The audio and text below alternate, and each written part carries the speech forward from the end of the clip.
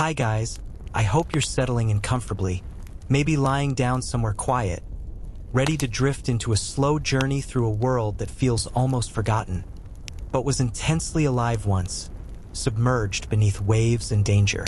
Imagine yourself closing your eyes and hearing the hum of the ocean pressing against the hull of a long, narrow submarine, where every sound, every vibration carries a story that only those inside truly understand.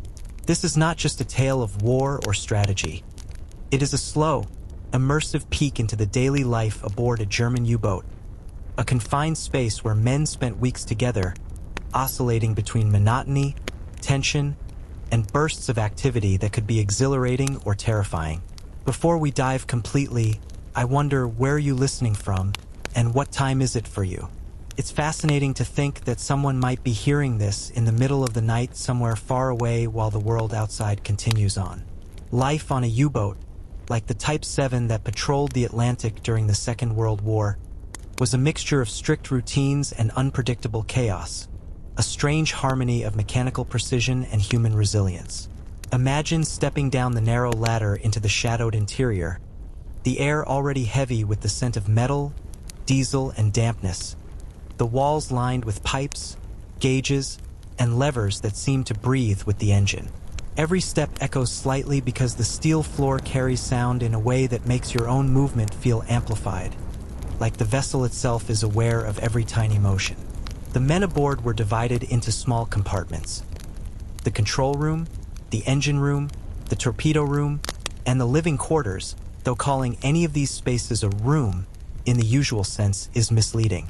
They were cramped, intimate, and lived in constant proximity, their routines intertwined like threads of a single fabric. Meals were one of the few predictable aspects of life. Food was carefully rationed, and fresh supplies were rare, often replaced with canned meats, hard biscuits, salted fish, and preserved vegetables. The cook, or the men assigned to prepare meals, had to be creative, mixing and heating the same basic ingredients in slightly different ways to maintain morale. Coffee was a small luxury, boiled in a pot over a limited stove, strong, bitter, and carried the warmth of a temporary comfort in a vessel that was often cold and damp. Sometimes, on rare days, fresh bread or even a potato could appear, and it became a small celebration, a shared joy that lifted spirits more than one might expect from such simple sustenance.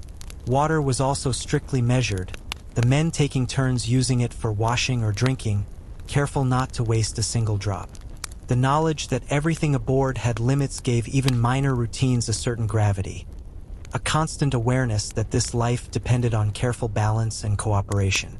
The daily rhythm was defined by shifts known as watches. At any given moment, a few men were stationed in the control room, keeping an eye on the periscope, listening for distant sounds that could signal an enemy ship, or tracking coordinates while navigating through waters that could be deadly without warning. Others were in the engine room, feeling the vibrations of diesel engines, checking temperatures and pressures, ensuring that the heart of the submarine continued to beat steadily. The torpedo room was another center of tension, where every test, every loading, and unloading of weaponry demanded precision, and the faintest mistake could have catastrophic consequences. Meanwhile, some crew members rested in hammocks slung above the metal floor, their sleep broken by the subtle noises of the submarine, the hum of machinery, or the occasional shout from a distant compartment. Sleep was shallow, often interrupted, but necessary, a delicate cycle of rest and readiness that could be disrupted at any moment. Entertainment and distractions were rare but inventive. Men played cards, wrote letters, or read small books, sharing stories from home or gossiping about rumors they had heard before leaving port. Some would tell tales of previous patrols, exaggerating exploits or describing narrow escapes from depth charges dropped by Allied ships. Humor was a critical defense, a way to cope with the ever-present stress, often dark, sometimes absurd, shared in quiet moments when the vessel creaked or groaned under the immense pressure of the ocean above. Physical exercise was also improvised in the limited space, stretching against walls, doing push-ups or using whatever small corners could be found to keep muscles from stiffening during long days of inactivity punctuated by bursts of frantic action. There were also strange little rituals and habits that each crew developed, a silent acknowledgement that while they were bound together by necessity, they were also individuals. A lucky charm might be kept near a bunk, a particular way of cleaning equipment repeated daily, or an unspoken sequence of steps taken when surfacing to check the horizon. The ocean itself became a constant companion, its moods felt through the trembling hull. A calm, flat day brought relief, almost a sense of peace, while rough seas tossed the submarine gently but persistently, reminding everyone of their fragile place in a vast and indifferent environment. And then there were the moments of sudden, sharp intensity, when the vessel had to dive quickly, or a sonar ping indicated the proximity of a destroyer. The hum of the engines shifted, men snapped to stations, and the confined space transformed into a theater of precision, each command and response executed with urgency. These moments contrasted sharply with the slow, heavy hours of waiting, of eating, talking, or simply listening to the heartbeat of the submarine and the distant, muffled roar of the sea. Such contrasts were part of the rhythm of life, shaping the men not only in skill but in patience, endurance, and sometimes in silent dread that lingered beneath even the calmest exterior. The story of a U-boat is not just about battle, nor is it about heroism in the traditional sense. It is about ordinary men navigating extraordinary conditions, bound together by circumstance, machinery, and the invisible hand of the ocean, living in a world where every breath, every action, and every moment carried weight. And yet, despite the constant tension, there were moments of laughter, the faint smell of coffee mixing with diesel, the creak of a hammock, and the quiet camaraderie that grew stronger with each patrol, each long night, each shared glance across the dimly lit corridors of a steel vessel suspended in the deep. The submarine rocked gently, almost imperceptibly at first, as though the ocean itself were coaxing it forward, and yet beneath that calm lay a subtle tension, a constant awareness that at any moment the serene surface could turn into a deadly theater. In the cramped living quarters, the men adjusted their hammocks to catch what little sway they could, while whispers of rumors floated through the narrow corridors, stories of ships sunk, escapes narrowly achieved, and messages smuggled from port before departure. The air was thick, a mixture of diesel, salt water, and the faint smell of unwashed uniforms. Yet within that confined atmosphere, an unspoken rhythm persisted. The crew moving, sleeping, working, and waiting, bound together by both necessity and habit. It was strange to think that life could feel normal here, within a steel tube miles beneath the waves, but routines offered a strange comfort, a semblance of predictability amidst the uncertainty of patrol. Food remained a central anchor in their days, though it rarely resembled a proper meal in the traditional sense. The canned vegetables, salted meats, and hard biscuits that filled the storage lockers were rationed carefully, and the cook, improvising with minimal equipment, created small variations to keep spirits up. Some mornings, the crew would gather quietly, peeling thin layers of canned potatoes, sharing jokes about the last time someone tried to create a stew that ended up smelling worse than the diesel engines, and laughing softly to avoid waking others. Coffee was brewed when water and fuel allowed, its bitter aroma spreading through the compartments, signaling a brief respite, a small but significant ritual that linked the men to a distant sense of normalcy. Occasionally, fresh supplies could be received at port, and those days were almost celebratory, the aroma of real bread or the sight of fresh fruit transforming the metallic interior into a fleeting echo of ordinary life. The control room was always alive with the subtle tension of responsibility. The periscope, a narrow eye into the vast expanse of the ocean, rotated silently as someone adjusted its lens, scanning the horizon for distant silhouettes of ships or the shimmer of a distant coastline. Charts were spread across a small table, lines and numbers meticulously annotated, and hands moved with practiced efficiency, adjusting coordinates, plotting courses, and monitoring depth gauges that indicated the vessel's precarious relationship with the water surrounding it. Each decision, however small, carried consequences. A misjudged maneuver could bring the submarine dangerously close to the ocean floor or alert a nearby enemy vessel. Even in calm waters, the men remained vigilant, aware that the world outside was indifferent, vast, and capable of swallowing them whole in an instant. The torpedo room hummed with latent energy, a mix of anticipation and calculated fear. Torpedoes, though handled routinely, were living embodiments of the submarine's power and the crew's potential peril. Every loading, every inspection demanded precision.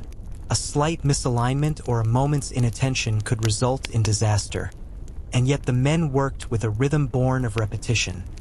Their movements a choreography developed over countless patrols. They joked quietly about imaginary mishaps, often exaggerating the consequences with dry humor, creating small bubbles of levity in a space that was otherwise a capsule of tension. The contrast between daily monotony and these intense bursts of action created a unique psychological rhythm, where patience and alertness were equally vital, and boredom could be as dangerous as any enemy. Outside of duty, the men sought small comforts and diversions. Cards were dealt across makeshift tables, letters were written with meticulous care, and occasional books were passed from hand to hand. Each story, each letter from home, carried the weight of normalcy that seemed almost alien in such a confined, mechanical world. Conversations meandered from memories of home to speculative gossip about distant ports, and sometimes, when the engines hummed quietly in the background, a man would recite a story he had heard before leaving port, embellishing details for dramatic effect while the others listened in near-silent concentration. Humor, often dark and ironic, was a lifeline, a way to maintain morale, and these small interactions, these shared moments of storytelling and laughter, were as critical as the maintenance of machinery or the preparation of food. The engine room pulsed with constant motion. Diesel engines vibrated beneath the men's feet, their warmth and noise a relentless presence. Temperatures fluctuated, gauges had to be monitored, oil levels checked, and occasional adjustments made to maintain balance. It was a space of controlled chaos, where the hum of machinery combined with the men's measured movements to create a symphony of work that was never-ending yet strangely comforting. Below decks, the weight of the ocean pressed constantly against the hull, a reminder of the fragility of this floating, submerged world. The subtle creaks and groans of steel under pressure were a language of their own, understood instinctively by men who had spent days and nights listening to the ocean's whispers through the very body of the submarine. Small rituals marked the passing days. A lucky charm tucked into a pocket, a carefully repeated sequence of steps when surfacing, or the meticulous cleaning of tools became silent markers of continuity, tethering the men to a sense of order in an environment dominated by unpredictability. Even the ocean's moods were observed as part of this pattern. The gentle rolling of calm seas brought reassurance, while turbulent waters induced a subtle, shared tension that could ripple through the crew, manifesting in sharpened awareness and quiet movements. It was in these nuances that life on a U-boat revealed its depth. The ordinary intertwined with the extraordinary, every action and sound loaded with meaning beyond the surface appearance. Then came the moments that disrupted the rhythm entirely, the sudden alarms that transformed mundane routines into crises. A sonar ping, a distant splash, or the approaching shadow of a ship could shift the entire vessel into urgent activity. Men snapped to stations, periscopes rotated, engines adjusted speed and depth, and the confined space became a theater of coordinated tension, every decision executed with precision. Such moments were fleeting yet intense, contrasting sharply with the long hours of waiting, eating, conversing, or maintaining equipment, and they left a lingering sense of adrenaline even after calm returned. Through it all, the bonds among the crew were tested and strengthened. Shared routines, small comforts, humor, and the ever-present awareness of danger created a network of interdependence. Men learned to read each other's expressions in dim light, to anticipate movements and reactions, and to find solace in shared silence or whispered stories. Life aboard the U-boat was a constant negotiation between human fragility and mechanical precision, a suspended existence where the ocean's vastness and indifference framed the smallest acts of daily living as profoundly significant. And amidst the diesel fumes, the hum of engines, and the gentle sway of the ocean, there was a strange beauty, an intricate rhythm of life pressed tightly into a narrow steel vessel beneath endless waves.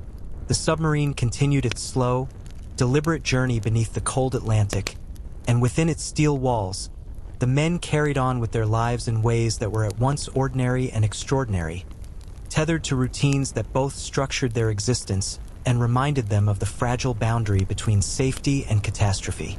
In the narrow corridors, footsteps echoed softly as crew members moved between compartments, carrying tools, checking gauges, or simply stretching cramped limbs, their movements precise but mindful of the fragile space around them. The hum of diesel engines was a constant presence, vibrating through the metal floors, a steady reminder of the vessel's life and power, and yet the noise also served as a kind of lullaby, a background rhythm that allowed moments of conversation, laughter, or quiet reflection to thread through the tension. Mealtimes offered a rare reprieve, a structured pause in the rhythm of patrol. Canned meats and vegetables were transformed with small improvisations, sometimes mixed with dried noodles or a sprinkling of herbs brought from port, while hard biscuits were softened in coffee or used to scoop up the last traces of sauce. These simple meals became occasions of camaraderie, where jokes were exchanged and stories told, their tone carefully measured to avoid disturbing those resting in hammocks above or in nearby compartments. Coffee remained the most prized indulgence, its aroma drifting through the cramped interior, providing a fleeting sense of warmth and familiarity that contrasted with the metallic, diesel-scented air. The control room was the nerve center of this floating microcosm. Here, the periscope rotated silently as the officer in charge scanned the horizon, watching for distant silhouettes of ships, icebergs, or any unusual reflections that might betray an enemy's presence. Charts were meticulously updated, depth gauges monitored, and radio communications sent sparingly, each transmission potentially revealing the submarine's location if intercepted. Every movement was deliberate, every action calculated, and even the slightest deviation could ripple through the carefully balanced system, altering the vessel's fate. Despite this constant vigilance, periods of monotony stretched long, filled with the quiet clicking of instruments, muted conversation, and the occasional sigh of someone adjusting a hammock for comfort or rubbing tired eyes in preparation for another watch. The torpedo room, a place of latent tension and silent power, demanded both attention and respect. Torpedoes were handled with ritual precision, inspected carefully, and loaded into tubes with practiced efficiency, each step a dance of skill and discipline. The men joked quietly while performing these tasks, sometimes exaggerating hypothetical accidents with dry humor, the absurdity of the conversation lightening the weight of responsibility that hung in the air. It was in these moments that the interplay between boredom and intense activity became most apparent. The men prepared for action constantly, yet much of their time was consumed by waiting, observing, and maintaining readiness without immediate opportunity for action. Physical exercise, though constrained by space, became an essential part of life. Men stretched along narrow corridors, did push-ups against bulkheads, or improvised small routines to keep muscles from stiffening. In a confined environment, physical activity was as much about maintaining health as it was about breaking the psychological monotony, offering brief relief from the endless rhythm of machines and water pressing against the hull. Even these small exercises could spark camaraderie, with light-hearted competitions or challenges issued in whispered tones to avoid disturbing those resting nearby. Entertainment was minimal but creatively pursued.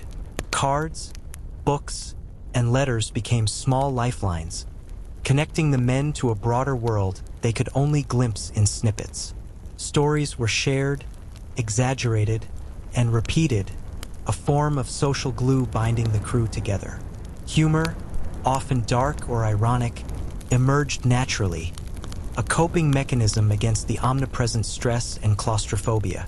Each anecdote, Each shared laugh was a small rebellion against the constraints of metal walls and the vast, indifferent ocean pressing from all sides. Life also carried the weight of the ocean's mood. Calm waters brought a quiet comfort, a sense of fleeting serenity, while turbulent seas reminded the crew of their vulnerability. The hull groaned under pressure, vibrations carrying subtle messages that were interpreted instinctively by those accustomed to the vessel's rhythm. These sensations, imperceptible to outsiders, became part of the men's daily consciousness, a language of survival and awareness embedded in muscle memory and intuition. Sudden alerts punctuated the steady hum of routine.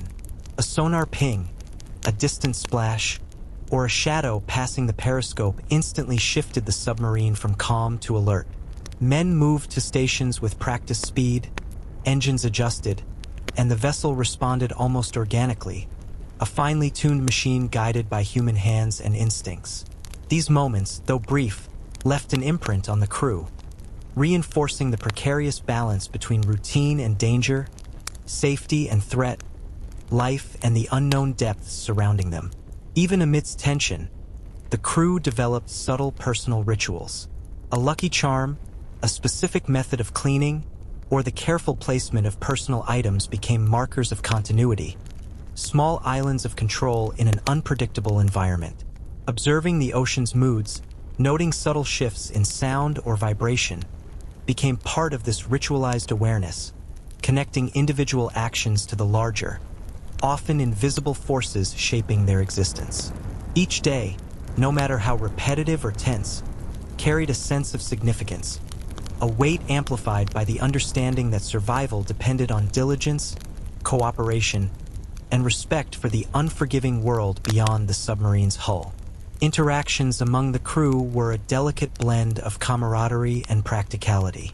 Shared jokes, whispered stories, and quiet observations built trust and understanding, while unspoken cues and learned habits ensured smooth operation of the submarine. The crew's cohesion was vital, not just for efficiency, but for psychological stability, providing a sense of shared purpose and mutual reliance that mitigated the pressures of confined life beneath the waves. Despite the challenges, there were moments of quiet beauty.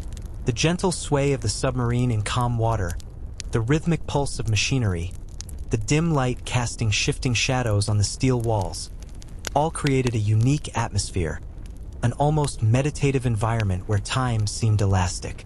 In these moments, the ordinary became extraordinary. The smell of coffee, the creak of a hammock, the whisper of conversation, and the faint metallic tang of the air combined into a subtle symphony, a testament to human endurance and adaptation in an extraordinary setting.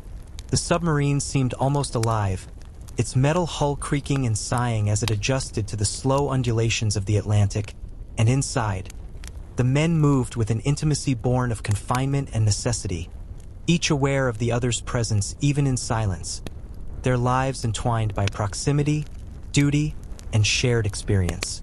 The narrow corridors, lined with pipes, valves, and instruments, were both arteries and boundaries, guiding movement while reminding everyone of the delicate balance that sustained them, a fragile equilibrium that could be disturbed by a single mistake, a single miscalculation. Life on board was measured in cycles. The hum of engines, the rotation of watches, the preparation of meals, the occasional burst of activity, and the quiet moments between, where thoughts drifted and the mind wandered to distant homes, imagined landscapes, and memories that felt simultaneously vivid and unreachable. Meals continued to anchor the day, small rituals that punctuated the monotony. The cook, constrained by limited equipment and ingredients, transformed simple rations into slightly varied preparations, adding small touches of creativity to canned vegetables, salted meats, and hard biscuits. Occasionally, a rare fresh item, a potato, a loaf of bread, or a small tin of fruit, would arrive from port or be discovered in storage, prompting whispered exclamations and subtle celebrations, a fleeting sense of abundance in a world defined by scarcity. Coffee remained an essential comfort, its bitter aroma a brief reminder of normalcy, of routines left behind on shore, and of the quiet pleasure found in small indulgences within the unrelenting confines of steel and ocean. The control room was a theater of constant observation, where the periscope became a window into an unpredictable world. The officer rotated it slowly, scanning horizons for distant vessels, shorelines, or even the glint of sunlight on waves, translating these glimpses into decisions that could affect life and death. Charts were carefully annotated, coordinates recalculated, and depth gauges monitored with unerring attention, while the rest of the crew moved with synchronized precision, aware of the fragile interplay between human skill and mechanical endurance. Even during periods of relative calm, the atmosphere remained taut with anticipation. The subtle vibration of engines and the distant groan of the hull, a constant reminder that nothing was ever truly static beneath the waves. In the torpedo room, the men handled the vessel's most potent instruments with a mixture of routine and reverence. Loading, inspecting, and maintaining torpedoes required both skill and concentration, each movement deliberate and unhurried, yet capable of immediate consequence. Humor provided a thin but essential veil over the underlying tension, with quiet jokes and exaggerated stories of hypothetical mishaps giving the men a momentary sense of levity, a brief human connection that balanced the weight of responsibility pressing down on the narrow space. It was here, more than anywhere else, that the duality of life aboard became clear. The intersection of monotony and sudden, precise action, where hours of waiting could transform into moments of intense, measured urgency in an instant. Exercise and movement, though limited, were crucial for both physical and mental health. Men stretched along bulkheads, performed makeshift routines in narrow spaces, and found creative ways to move in a vessel that seemed almost too small for human bodies, yet perfectly designed for the discipline required. These small physical acts were paired with mental exercises. Chessboards, cards, reading, and storytelling, all providing engagement, distraction, and the faintest sense of autonomy in a world defined by machinery, schedules, and oceanic vastness. The quiet exchange of books, letters, or stories created subtle bonds, linking individuals to each other and to worlds beyond the hull, a tether to life that existed outside steel and saltwater. The ocean itself was an omnipresent character, shaping the rhythm of life in ways both subtle and profound. Calm seas lulled the vessel in gentle motion, a quiet reassurance that allowed for reflection or light-hearted conversation. Rougher waters pressed unpredictably, testing the vessel's endurance and the crew's composure, reminding all aboard that they were at the mercy of immense natural forces both beautiful and indifferent. These conditions shaped the men's consciousness, heightening awareness, sharpening instincts, and deepening the appreciation for routine, order, and the small, controlled pleasures that punctuated daily life. Sudden alerts disrupted this rhythm entirely. A sonar ping, the flash of a distant wake, or the subtle shift in vibration would trigger immediate, coordinated activity. Men moved to stations with practiced efficiency. Periscopes were adjusted, engines modulated, and every small action became a critical component of a complex, interdependent system. The intensity of these moments left lasting impressions, contrasting sharply with the extended periods of waiting and quiet, and reinforcing the delicate balance that defined existence beneath the waves. Personal rituals and small superstitions became part of the mental architecture of survival. A carefully folded uniform, a small charm tucked near a hammock, or a preferred method of cleaning tools provided a faint sense of control over an environment that was otherwise dictated by external forces and mechanical necessity. Observing subtle changes in sound, light, or vibration became second nature, translating the ambient cues of the submarine into practical knowledge and emotional reassurance. These rituals threaded through the daily routines, providing a sense of continuity, stability, and predictability, however tenuous, in a world defined by impermanence. Camaraderie, built on necessity and shared experience, was both subtle and profound. The quiet exchange of humor, stories, or glances created a network of understanding that ensured smooth operation and emotional support. These social bonds were as vital as mechanical proficiency or navigational skill, providing a buffer against stress, isolation, and the omnipresent awareness of danger that permeated every compartment. Within this intricate web of routine, ritual, and connection, the men found resilience, ingenuity, and moments of fleeting beauty amid the unyielding pressures of life underwater. Even during extended periods of inactivity, there was a rhythm to life. The subtle pulse of machinery, the occasional creak of the hull, the dim interplay of light and shadow, and the whisper of the ocean outside created an atmosphere of quiet immersion. In these moments, time seemed both infinite and compressed, a paradox that gave space for reflection, for shared stories, and for a delicate balance between alertness and the slow surrender to the hypnotic rhythm of the submarine's heartbeat.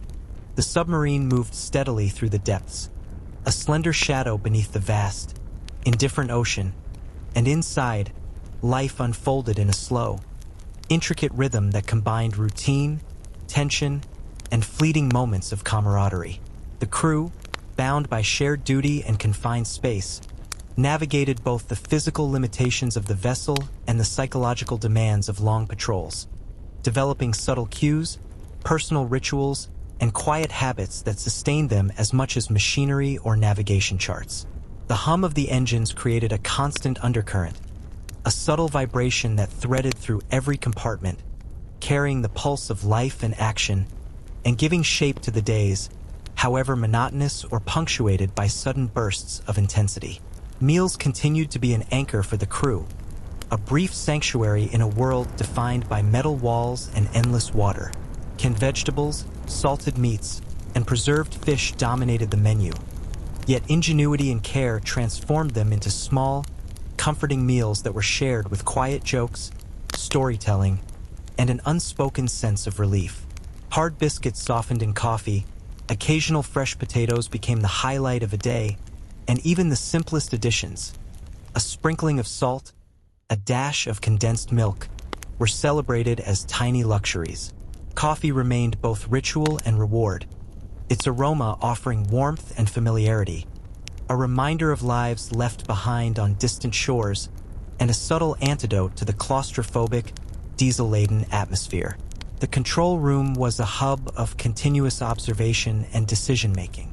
The periscope rotated slowly, revealing distant silhouettes, horizon lines, or fleeting glimmers of sunlight on waves, translating these visual cues into immediate decisions that could affect the survival of the crew and the success of their mission. Charts were meticulously updated, coordinates recalculated, and depth gauges monitored with constant attention, while the rest of the men moved through narrow corridors, performing maintenance, checking instruments, or quietly resting.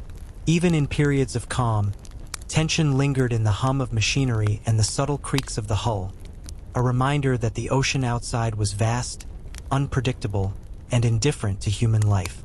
In the torpedo room, preparation and ritual dominated the environment. Torpedoes were inspected, loaded, and carefully maintained, each step executed with precise attention to detail. Humor and camaraderie softened the underlying tension, with quiet jokes about hypothetical accidents providing brief relief from the gravity of responsibility. The contrast between hours of monotony and sudden, precise action was ever present, sharpening instincts and highlighting the unique duality of life aboard a U-boat.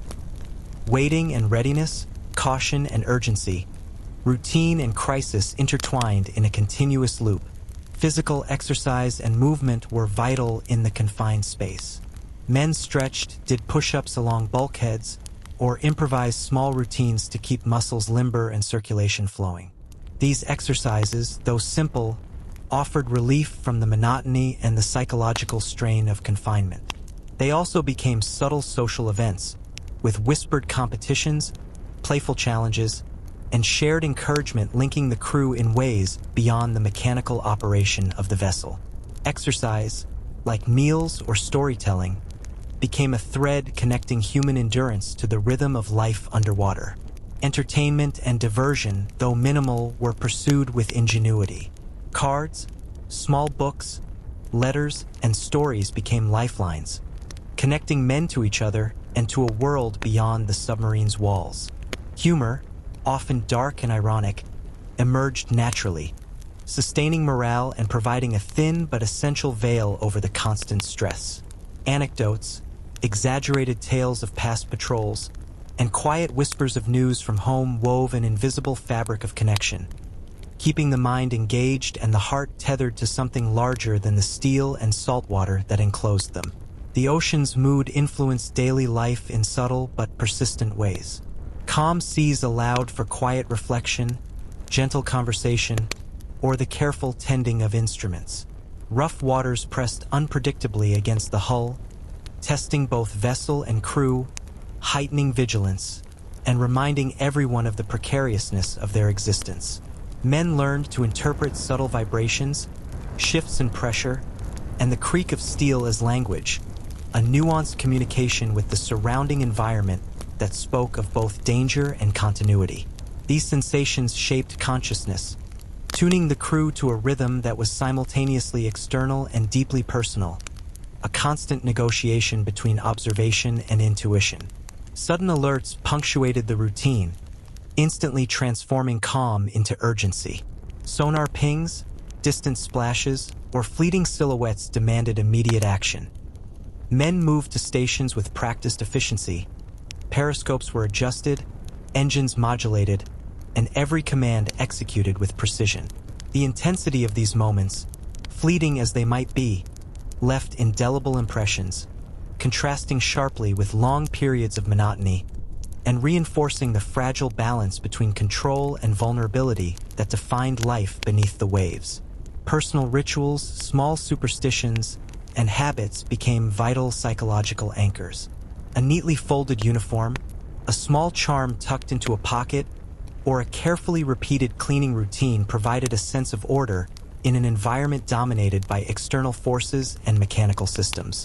Observing subtle changes in sound, light, or vibration became second nature, translating ambient cues into actionable knowledge and emotional reassurance.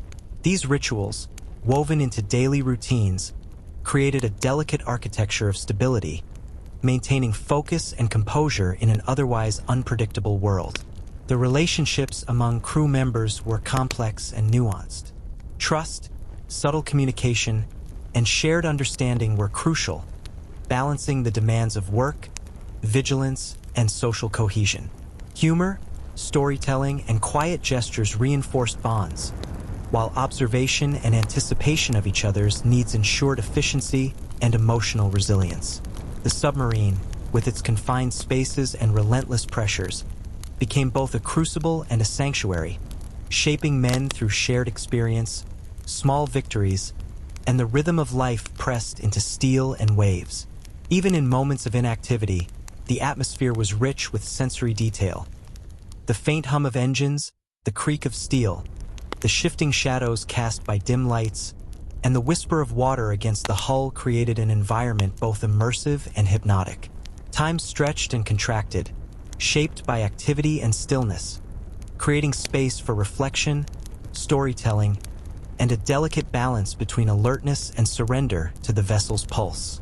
Life aboard a U-boat was thus a continuous interplay of human resilience, mechanical precision, and natural forces, a suspended reality where every action, sound, and thought held significance far beyond the ordinary. The submarine pressed onward, slicing silently through the dark, cold waters of the Atlantic, and inside, the lives of the men unfolded like a slow, intricate dance, each movement choreographed by necessity, routine, and the subtle rhythms of survival. The corridors, narrow and lined with pipes, instruments, and gauges, carried the faint vibrations of diesel engines and the occasional groan of stressed metal, creating a constant background hum that shaped perception and anchored consciousness. Every creak, every faint echo, was a reminder of the fragile equilibrium that held this small, submerged world together, where human endurance met mechanical precision and the indifferent vastness of the ocean pressed against steel from every side. Meals punctuated the day, structured anchors in the otherwise shifting rhythm of life. The cook, constrained by limited tools and ingredients, transformed simple rations, canned vegetables, salted meats, and hard biscuits into variations that offered comfort and sustenance. Occasionally, a rare fresh item would appear: a potato, a loaf of bread, or a tin of preserved fruit, each welcomed with quiet excitement and shared joy. Coffee, brewed over the limited stove, remained an essential indulgence, its aroma signaling a fleeting sense of warmth and normalcy that cut through the metallic, diesel-scented air, creating small moments of calm and familiarity in an environment defined by tension and confinement. The control room operated as the nerve center of the vessel, a theater of continuous observation and delicate decision-making. The periscope rotated slowly, capturing distant silhouettes of ships, the glint of sunlight on waves, or subtle shifts in the horizon, translating these glimpses into immediate, high-stakes choices. Charts were meticulously annotated, depth gauges monitored, and radio communications sent sparingly, each transmission carefully considered to avoid detection. The men moved with quiet precision, their routines guided by both experience and instinct, maintaining vigilance even during periods of calm, when the hum of machinery and the distant creak of steel reminded them that the ocean outside remained vast, unpredictable, and merciless. The torpedo room carried a latent energy, a mixture of respect, tension, and preparedness. Torpedoes were inspected, loaded, and maintained with exacting care, each step executed with deliberate precision, yet tempered with quiet humor to ease the mental weight of responsibility. Exaggerated stories of hypothetical mishaps circulated in low tones, a form of coping and camaraderie, threading levity through a space dominated by the potential for sudden, violent action.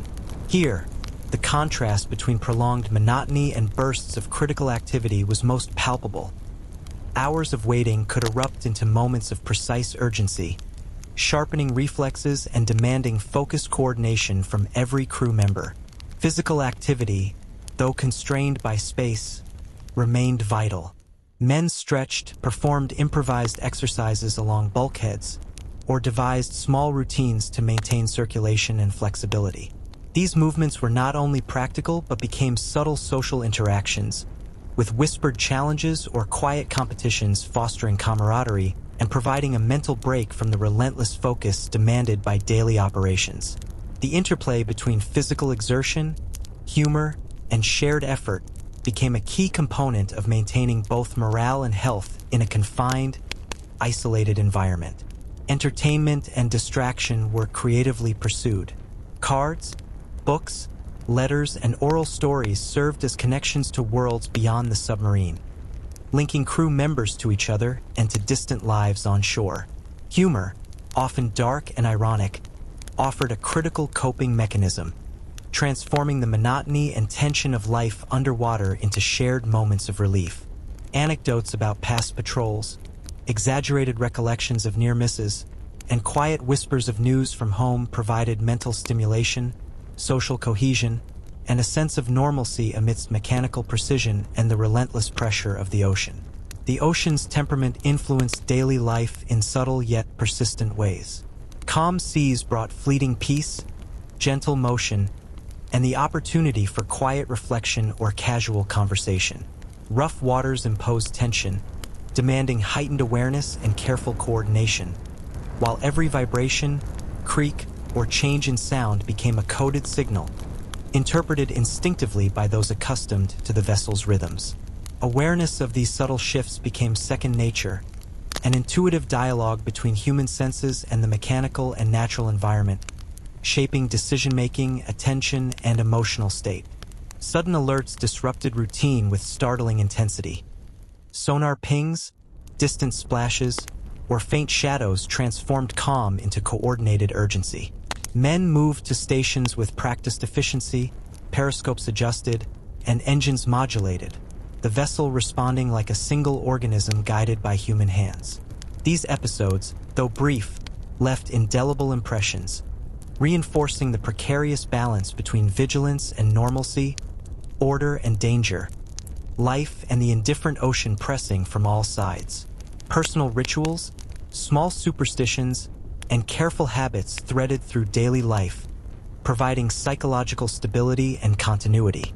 A neatly folded uniform, a tiny charm tucked near a hammock, or a preferred sequence for cleaning tools offered a faint but critical sense of control in an environment dominated by forces beyond direct influence. Subtle observation of changes in vibration, light, or sound translated into actionable knowledge, sustaining both focus and calm, while providing the crew with a framework for managing uncertainty in a tightly constrained and high-stakes setting. Camaraderie and social cohesion were equally essential. Quiet gestures, humor, shared stories, and anticipation of each other's needs formed a network of mutual dependence, ensuring not only operational efficiency but also emotional resilience. The vessel itself became a crucible, shaping personalities and reinforcing bonds through shared experience, danger, and moments of subtle pleasure, where even minor successes or small comforts took on disproportionate significance. Even during extended calm, the submarine's environment was rich with sensory detail. The steady hum of engines, the occasional creak of steel, dim light casting moving shadows, and the faint whisper of water against the hull created an immersive, almost hypnotic atmosphere. Time seemed both elastic and compressed, allowing space for reflection, storytelling, and the delicate balance between alertness and surrender to the rhythm of machinery, water, and human presence. Life aboard a U-boat was therefore a complex interweaving of human resilience, mechanical precision, and oceanic vastness, where every sound, smell, and movement carried weight far beyond ordinary experience. The submarine glided silently beneath the dark, rolling surface, a thin, steel shadow threading through the vast Atlantic, and inside, life carried on with a rhythm both meticulous and fragile, where each man's presence was a vital part of a larger, delicate system. The corridors, cramped and lined with pipes, gauges, and valves, vibrated subtly under the hum of diesel engines, their constant thrum threading through every compartment, shaping perception, movement, and even thought. Each creak of the hull, each faint echo, was a language unto itself, signaling pressure, shift, or tension, while the men, trained, vigilant, and attuned, responded instinctively, translating sound and vibration into knowledge that could preserve or imperil them.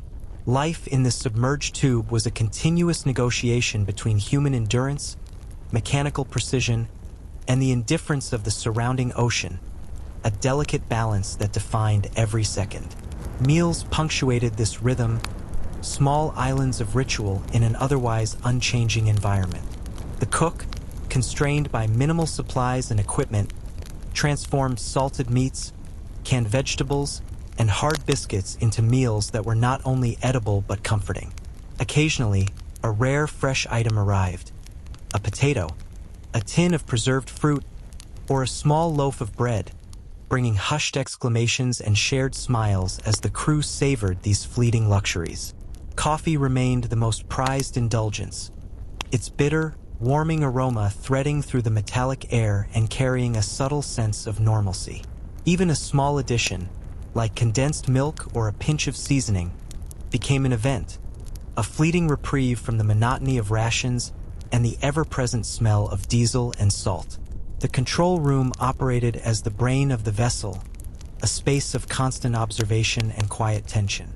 The periscope turned slowly, revealing distant ship silhouettes, the glimmer of sunlight on waves, or the subtle ripple of an uncharted current, transforming these observations into immediate, consequential decisions.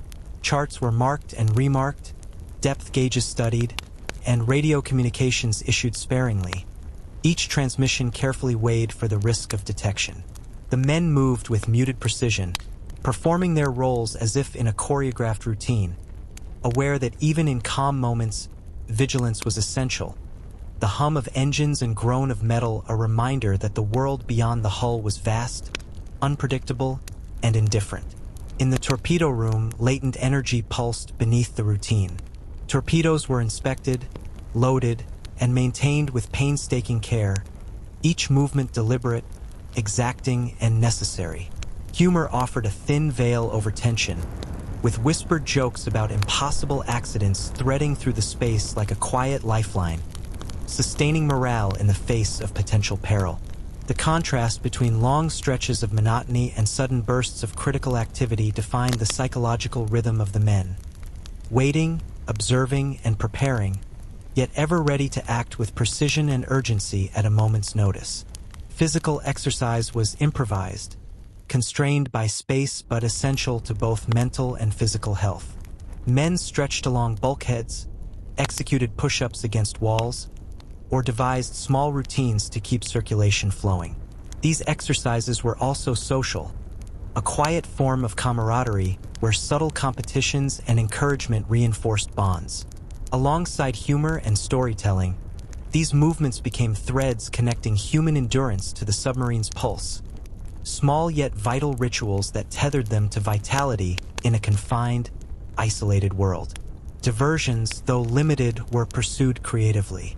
Cards, books, letters, and stories offered connections to distant worlds and provided mental stimulation. Humor, often ironic or dark, threaded through these activities, balancing tension and monotony. Anecdotes, exaggerated tales of past patrols, and whispered news from home wove invisible links between men, reinforcing bonds and sustaining morale, reminding them that their lives existed in a network of shared experiences beyond the steel walls and endless ocean. The ocean's temperament affected everything. Calm seas brought quiet reflection, gentle conversation, and steady motion, while rough waters demanded heightened awareness, careful coordination, and constant adaptation. Every creak, vibration, and subtle change in sound or light carried meaning, translating into instinctive responses and emotional adjustments. Observing these patterns became second nature, a language of survival, where attention to the smallest detail could prevent disaster and preserve life in a world that offered no second chances. Alerts shattered calm without warning. Sonar pings, distant splashes, or fleeting silhouettes instantaneously transformed the routine into urgent coordination. Men moved to stations, periscopes rotated, and engines modulated, all actions executed with precision. These episodes, though brief, left lasting impressions, reinforcing the delicate equilibrium that defined existence beneath the waves. The constant oscillation between normalcy and crisis, stillness and intensity.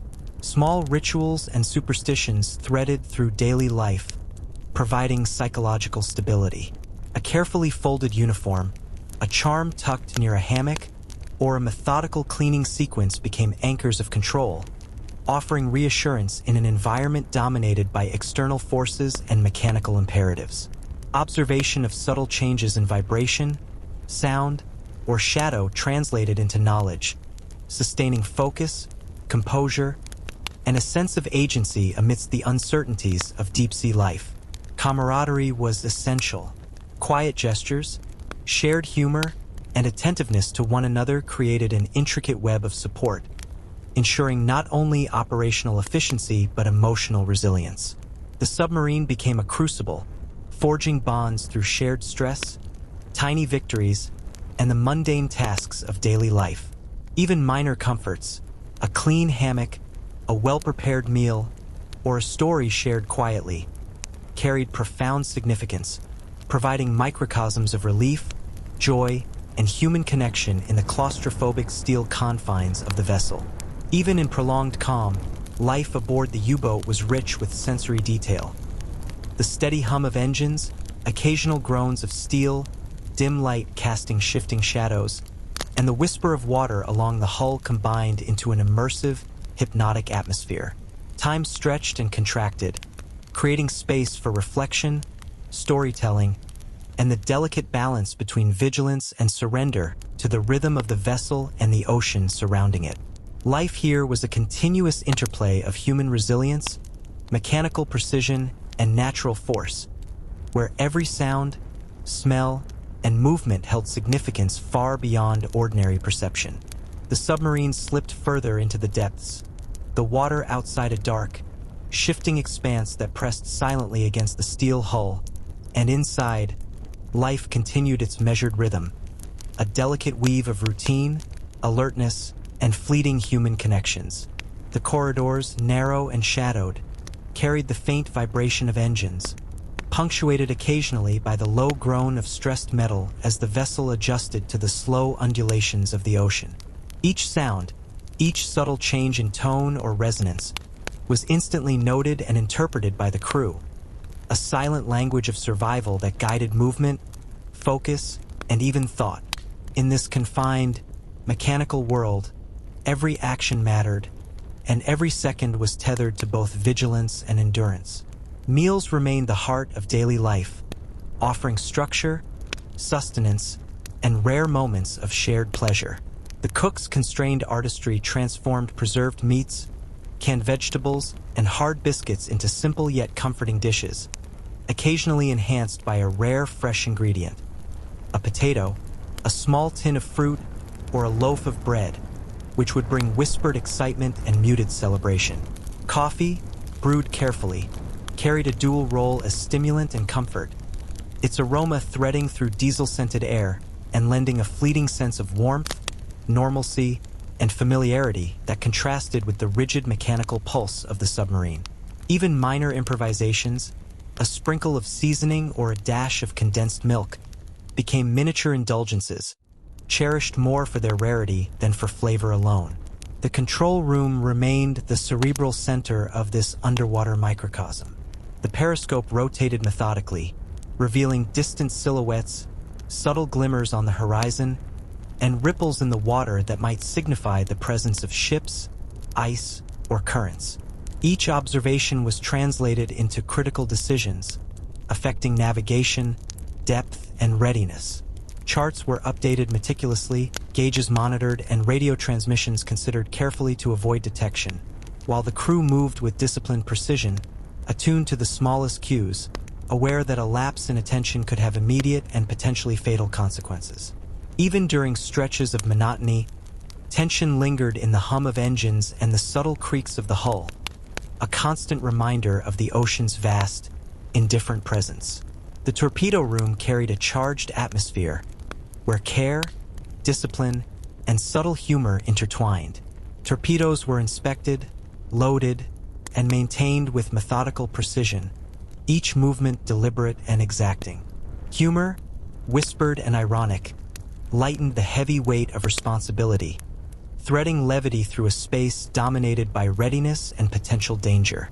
Here, the contrast between long stretches of calm and sudden bursts of urgent action was most apparent, sharpening instincts, reinforcing training, and sustaining a mental acuity that was as vital as technical skill. Physical exercise, though limited by the confined space, was essential. Men improvised routines along bulkheads, did push-ups, or stretched in narrow corridors to maintain flexibility and circulation. These activities were also social, fostering camaraderie through quiet competitions or playful encouragement. They were a small rebellion against the limitations of the vessel, a way to assert vitality in a world where movement was constrained and each action carried significance. Diversions were minimal but creatively pursued. Cards, books, letters, and storytelling offered glimpses into the wider world, mental stimulation, and subtle social bonding. Humor, often dry or dark, permeated these moments, transforming monotony and tension into shared relief. Anecdotes of past patrols, exaggerated tales, and whispered news from home wove a network of connection among the men, sustaining morale, reinforcing cohesion, and providing a sense of identity beyond the steel walls. The ocean's character influenced everything. Calm waters allowed reflective conversation, gentle movement, and quiet observation, while rough seas demanded heightened alertness and coordination.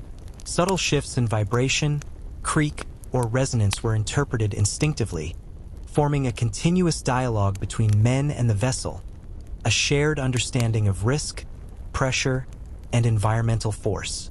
Awareness of these nuances shaped both action and emotion, allowing the crew to anticipate challenges and respond appropriately to the unpredictable rhythms of the deep. Sudden alerts shattered calm without warning. A sonar ping, the shadow of a distant vessel, or the flash of movement prompted immediate action. Men moved efficiently to stations, periscopes rotated, and engines were modulated in coordinated precision. These intense episodes, fleeting as they were, left indelible impressions, contrasting with stretches of waiting and quiet, and reinforcing the ever-present balance between vigilance and routine, danger and security, life and the indifferent ocean pressing against the hull. Personal rituals and subtle superstitions threaded daily life. A carefully folded uniform, a small charm tucked near a hammock, or a methodical cleaning sequence offered a faint sense of control amidst the forces beyond the crew's direct influence. Observation of subtle changes in vibration, sound, or light translated into actionable awareness, sustaining composure, focus, and confidence in an environment defined by both machinery and the ocean's immensity. Camaraderie remained essential. Quiet gestures, shared humor, attentive observation, and subtle support formed a network of resilience, ensuring not just operational efficiency but psychological stability. The submarine became a crucible, refining human behavior, forging bonds, and heightening the significance of even minor comforts. A clean hammock, a well-prepared meal, a whispered story, each a reprieve in a tightly constrained, high-pressure environment. Even in extended periods of calm, the vessel's interior was alive with sensory texture.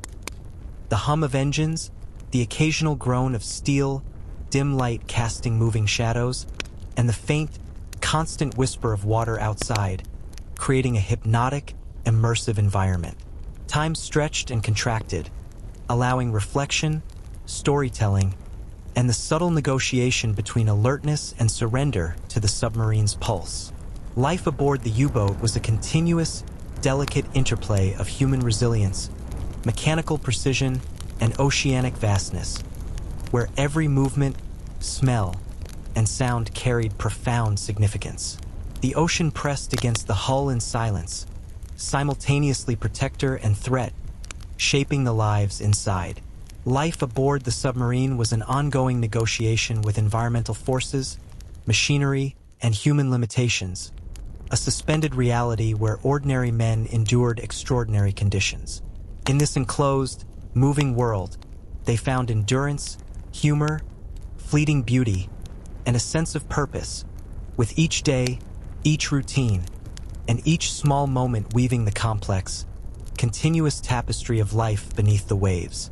The submarine drifted deeper into the shadowed waters, each meter downward folding the outside world into a more distant, abstract reality, while inside, life maintained its peculiar cadence, a mixture of anticipation, routine, and small, human improvisations.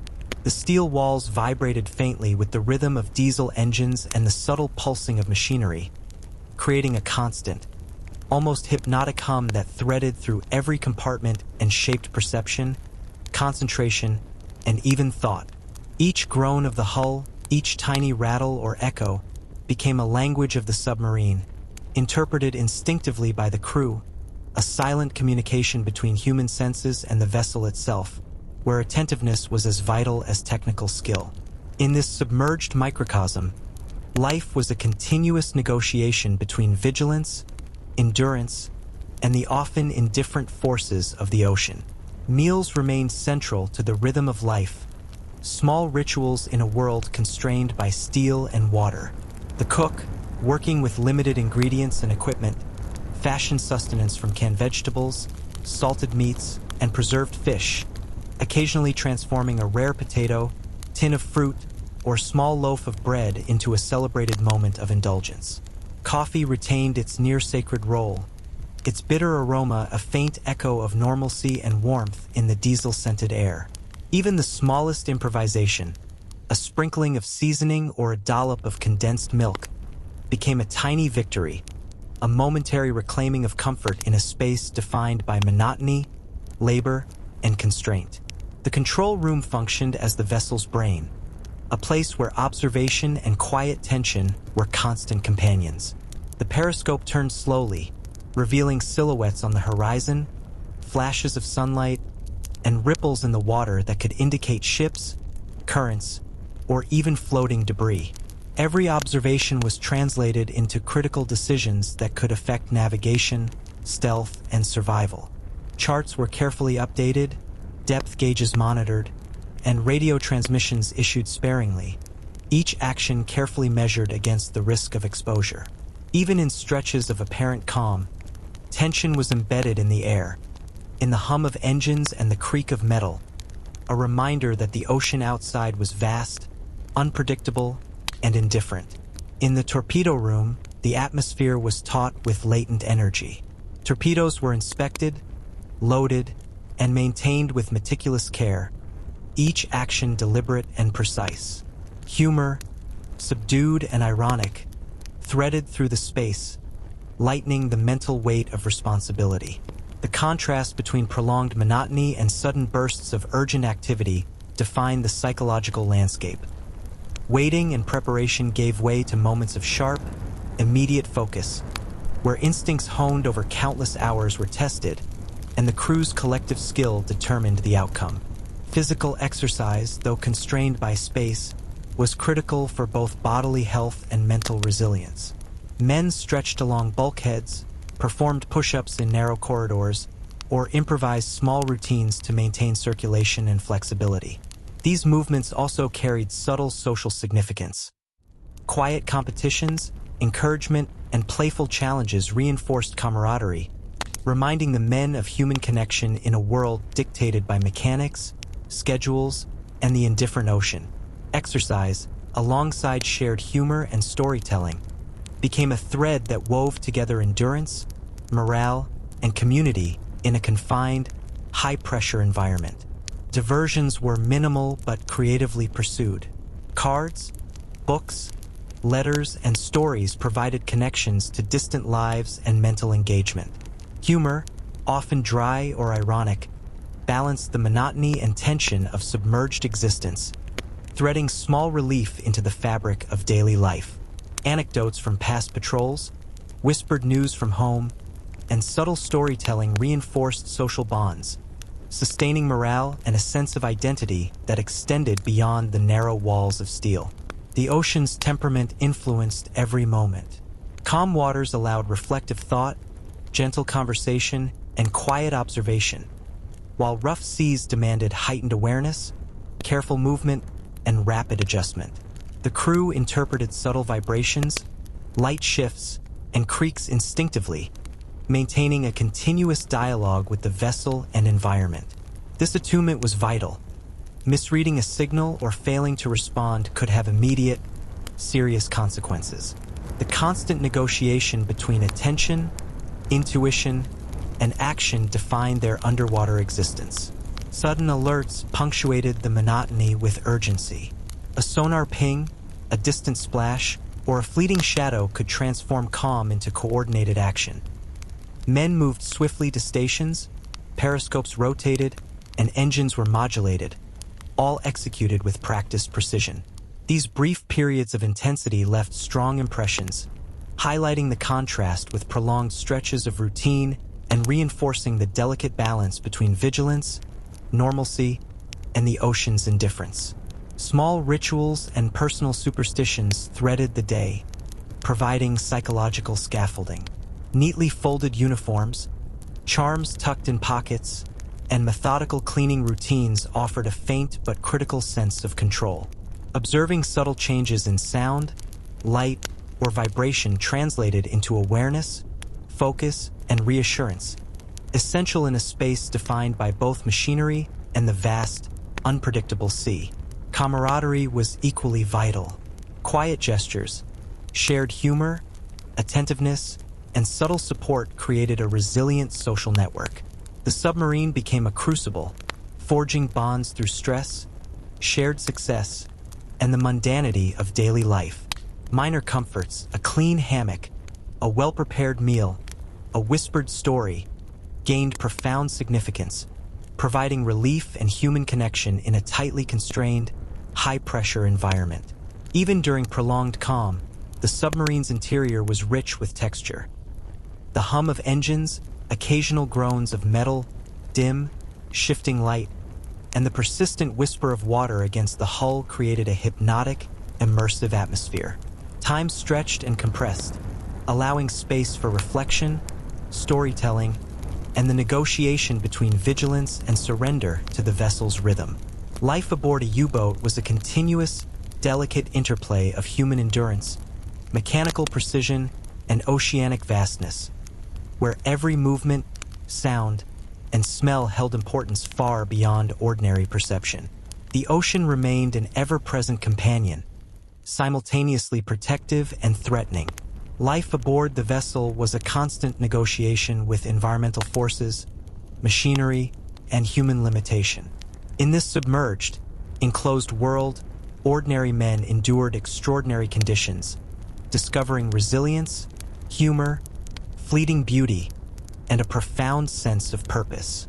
Each routine, each moment, each small interaction wove itself into the intricate tapestry of submerged life, a story of adaptation, survival, and the quiet, persistent artistry of existence beneath the waves.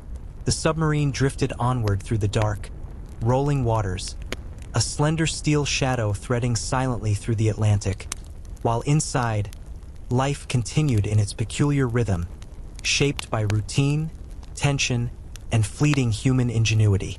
The hull vibrated faintly with the constant pulse of diesel engines and the occasional, sharper groan of stressed metal, subtle signals that the crew read instinctively, each creak or echo a code that informed action, movement, or the quiet calibration of awareness.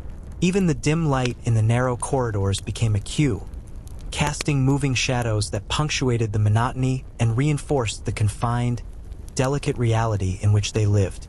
Life aboard the vessel was an intricate dance of survival, endurance, and human adaptation, where every gesture, sound, and thought mattered more than in almost any other environment. Meals punctuated the passage of time, small islands of ritual and comfort.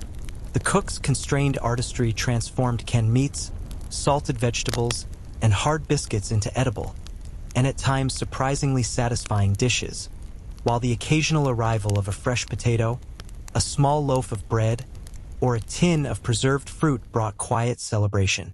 Coffee retained its essential role, its bitter, warming aroma threading through diesel-scented air, a fleeting reminder of the world above water. Even minor additions, a sprinkle of salt, a spoonful of condensed milk, became celebrated indulgences, small acts of reclamation over the rigidity of rationed, routine life. The control room remained the cerebral heart of the vessel, where observation, analysis, and decision-making merged into a continuous, often tense rhythm. The periscope swept slowly over distant horizons, revealing the glint of sun on waves, shadowed ship silhouettes, or faint disturbances in the water, translating these fleeting impressions into immediate, consequential choices. Charts were updated with meticulous care, depth gauges monitored, and radio transmissions issued sparingly to avoid detection. Even during periods of calm, tension remained, embedded in the low hum of engines, the metallic echo of the hull, and the subtle cadence of human vigilance, a constant reminder of the ocean's vast, indifferent presence. In the torpedo room, energy and discipline coexisted in quiet tension.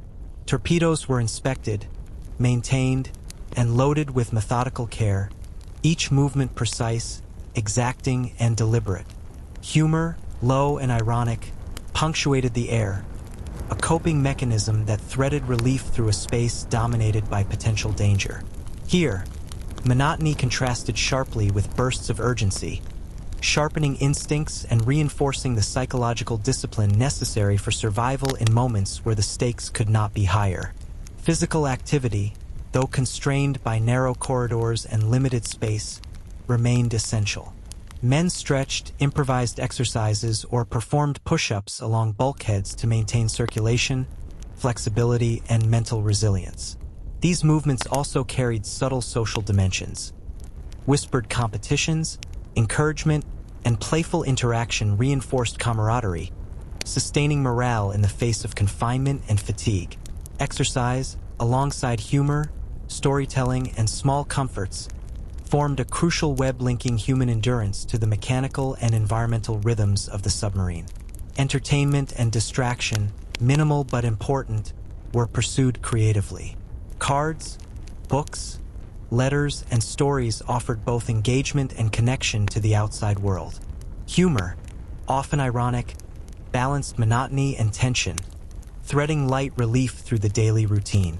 Anecdotes from previous patrols, whispered news from home, and shared storytelling reinforced cohesion and identity, sustaining morale in a space where physical confinement could otherwise erode emotional resilience. The ocean's temperament remained an omnipresent influence. Calm seas allowed reflection, gentle conversation, and measured movement, while rough waters demanded heightened attention, rapid adaptation, and seamless coordination. Subtle changes in vibration, creak, or shadow conveyed essential information, interpreted instinctively, and forming a continuous dialogue between crew, vessel, and environment. This attunement was vital.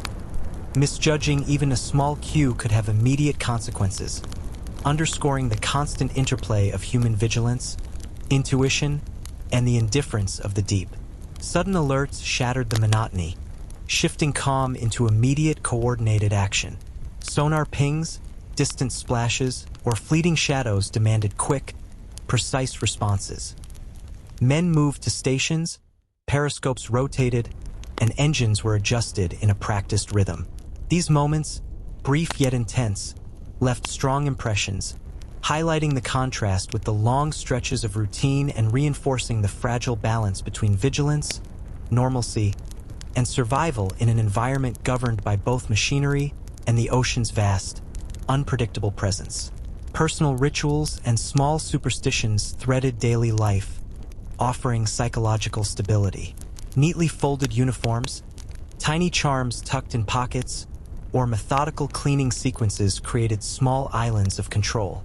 Observing subtle changes in vibration, light, or sound became both habit and defense, sustaining focus, calm, and confidence within the confined, high-stakes environment.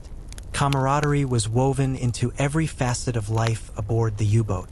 Quiet gestures, shared humor, attentiveness, and mutual reliance created a resilient social structure, essential for both operational effectiveness and emotional stability.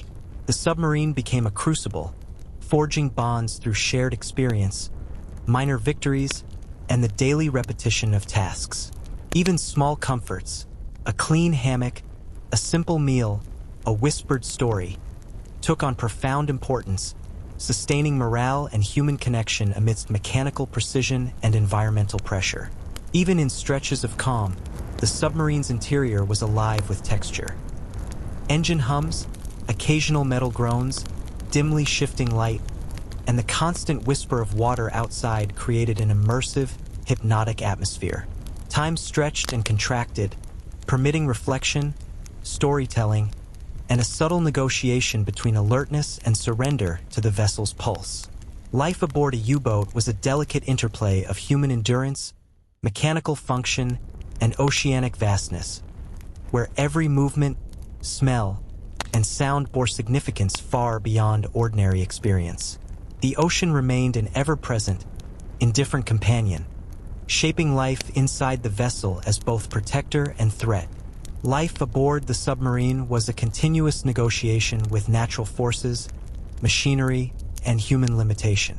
In this submerged, enclosed world, men endured extraordinary circumstances, discovering resilience, humor, fleeting beauty, and purpose.